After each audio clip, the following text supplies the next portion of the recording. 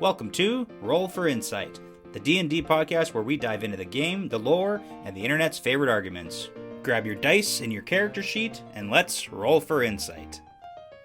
Hello, welcome to Roll for Insight. In this episode, we're going to be talking about the origin feat Crafter out of the 2024 D&D Player's Handbook. So, Crafter is an origin feat that is available at character creation by choosing the Artisan origin, or by choosing it as a feat when you level up. Also, if you're using a background or origin from an older D&D version that doesn't provide a feat, you can take this as an origin feat of your choice. Now, this one has a lot of utility and roleplay usages, though it is not very combat-oriented. So in this episode, we'll be covering the description of the origin feat from the Player's Handbook, we'll review some gameplay uses, plus some benefits and limitations of the feat, we'll pull some ideas and opinions from the internet, and last, we'll end with some fun fact information about the Crafter feat.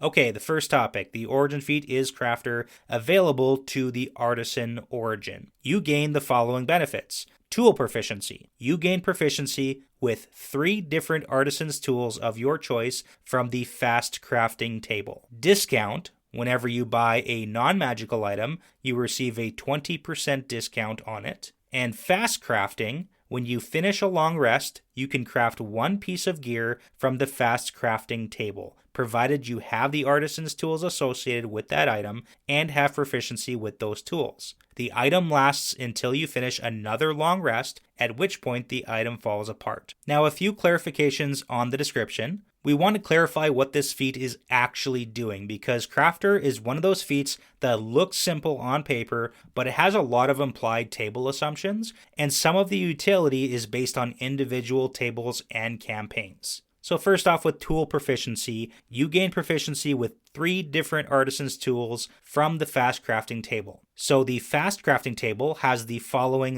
limited options for tools and the items you can craft. Carpenter's tools lets you craft ladders and torches. Leatherworker's tools lets you craft cases and pouches. Mason's tools lets you craft a block and tackle. Potter's tools lets you craft a jug or lamp. Smith's tools lets you craft ball bearings, a bucket, caltrops, grappling hooks, and an iron pot. Tinker's tools lets you craft a bell, shovels, or a tinderbox. And Weaver's tools lets you craft a basket, rope, net, and tent. And last, Woodcarver's tools lets you craft a club, a great club, and a quarterstaff. Now, this can be handy because tool proficiencies normally require things like your background choice, which only gives you 1 tool, or downtime training, and this feat gives you an additional 3. So this feat really front loads your breadth of skills with tools, not mastery of 1, so this really plays well into the jack of all trades or the generalist crafter role instead of a specialist in one area. Now, a lot of players overlook exactly what the different tool proficiencies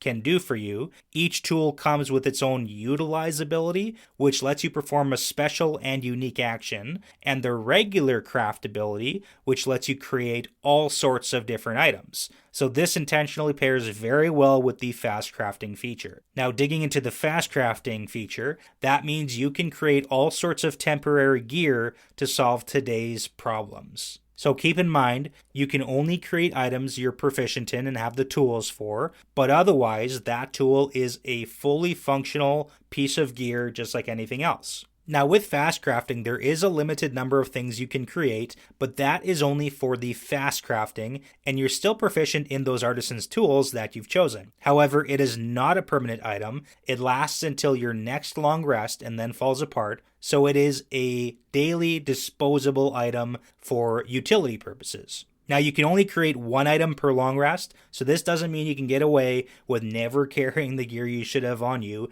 Rather, it is a fix for a missing item. Now, the wording may feel a bit odd, but it seems that you can craft that piece of gear at any point during your adventuring day. It doesn't have to be immediately following the long rest, so you can wait for a situation that calls for the fast crafting ability. Now the next feature, the discount portion, the 20% off non-magical items. Now this is a flat economic benefit, and the key word here is non-magical. So it applies whenever you buy non-magical items like weapons or armor, tools, gear, trade goods, and it does not require any sort of roll or check to see if you pass, for instance, some sort of persuasion check against the seller. But if you need, you can view this ability as if your character is particularly skilled in knowing what they actually have to purchase from the market, or almost like knowing which brands to pick from. However, you definitely do need your dungeon master to have some sort of functioning economy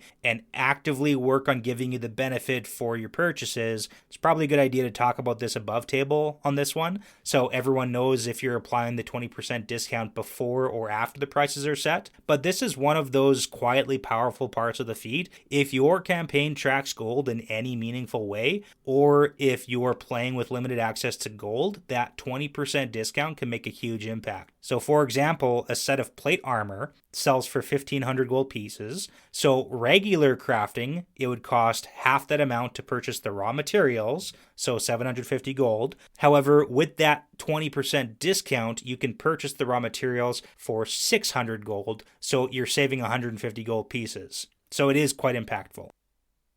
Now, getting into some gameplay uses here, the Crafter Origin feat is pretty clearly not a combat-oriented feat, but that doesn't mean there aren't good uses for it. It has a lot of social and utility uses that supports combat and exploration and logistics in a couple subtle ways. So looking at the exploration and utility uses, you can create all sorts of items that can help you get your party out of a pinch, like ladders or rope if you want to scale walls or drops in the terrain. You can create torches if you've run out and don't have a light source, buckets if you need to transport water or other liquids, barrels and other containers if you need to hide or store away some items. It can get you to start making creative plans if you've lost or broken some gear as well. Sometimes a ladder is more effective to scale a building than burning a level 2 spell slot on Levitate. Crafter is a great feat to take if you're constantly in a position of not having the right equipment to handle situations. Since hindsight is 2020, this gives you a way to problem solve issues.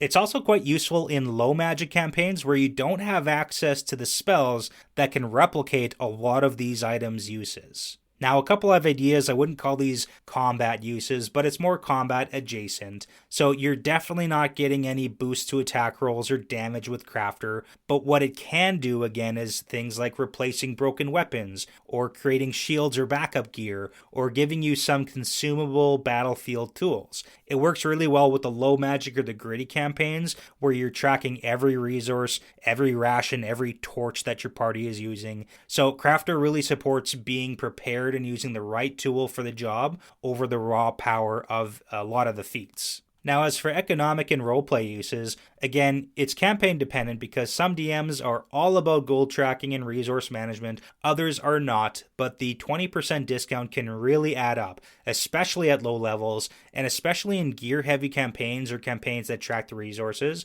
or survival-focused campaigns. It can also pair really well with high charisma characters who like to be the negotiator or the go-to buyer for the party, and it can help encourage the NPC interactions with guilds and different merchants. Now, there's a couple limitations as well to the feat, and this is where the expectation setting really matters. So the fast crafting item that you create is temporary and limited to a specific number of items that you can make, and it's only one per day and limited to what you're proficient in and have tools for. The 20% discount depends on whether gold really matters in your campaign and the merchants that you interact with, so again, it's DM dependent. So this feat does lose value in things like the high magic campaigns or the heavy combat-oriented campaigns that don't have many problem-solving challenges, or if you're not tracking items and equipment. And it won't do anything for you if your table already ignores things like inventory, gold, and logistics challenges.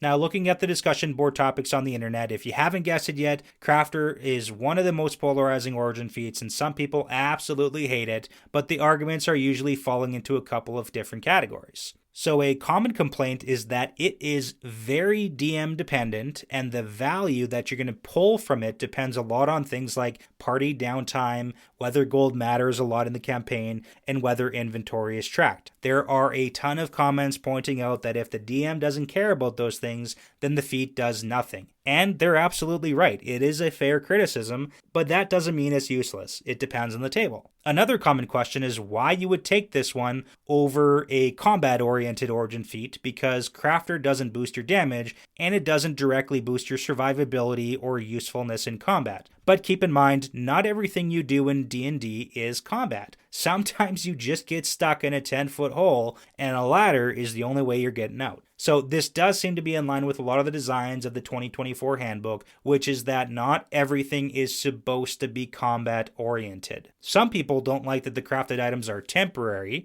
and that there's no permanence to anything you create, but this is done for a good reason too, though. It helps avoid all sorts of economic abuse or infinitely creating gear, and helps balance things out at lower levels when crafting permanent items for no cost could create a gold imbalance.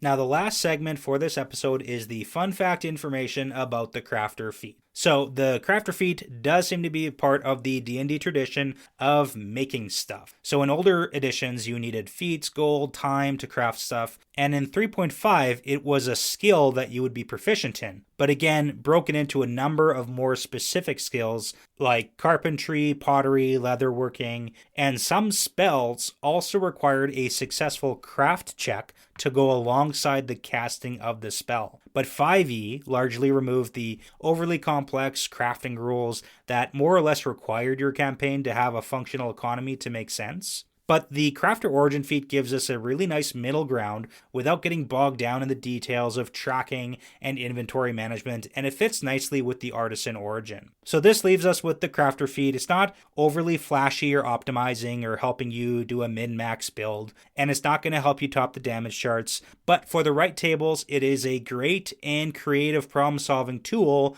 and really rewards you when you're engaging with the world and the NPCs there.